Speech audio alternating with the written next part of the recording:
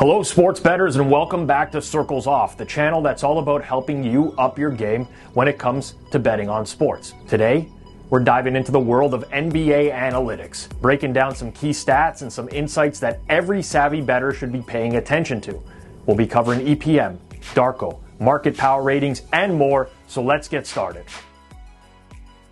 Now, some of you who know me well may be aware that I'm not a sophisticated basketball bettor, so I've leveraged my inner network of great basketball bettors to compile a list of what you should regularly be looking at when it comes to NBA betting. As a bonus, we'll link to where you can find these metrics down in the description below. Our first stop today is expected possession margin, or EPM for short. EPM is an advanced metric that gives us a better understanding of a team's overall performance. It takes into account not only the points a team scores, but also their defense.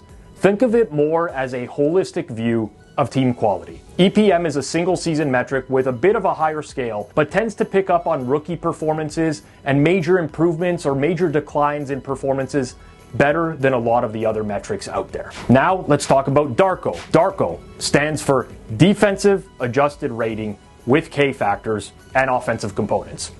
What? As you can tell by its excessively long name, it is a sophisticated metric that takes into account the team's defensive and offensive performance. Now, Darko is especially useful for those looking to gain insights into the NBA's defensive prowess and weaknesses.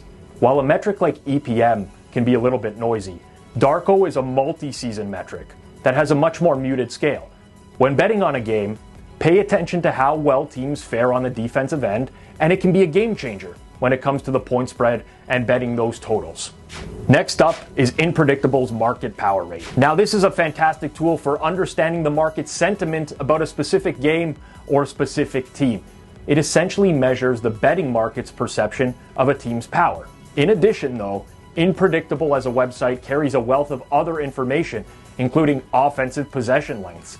In the NFL, state-specific style of play is very important. When certain teams are leading, they may play extremely slow, and vice versa.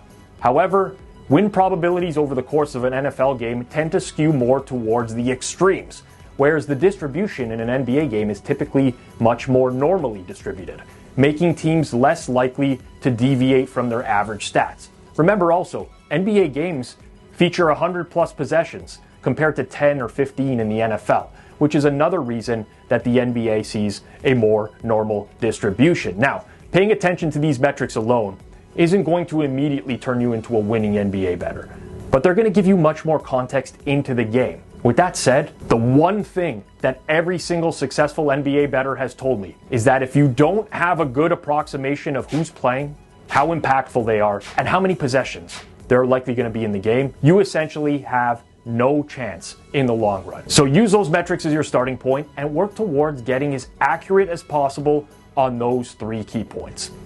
There you have it, folks. A primer on NBA analytics and some essential stats and tools that you should be keeping in your sports betting arsenal. EPM, Darko, market power ratings, and more. Understanding these metrics and how to apply them can give you the upper hand when you're making your NBA bets this season. Remember though, while these analytics are valuable, they're just one piece of the puzzle. Successful sports betting involves research, discipline, smart bankroll management. So be sure to keep on top of those as well.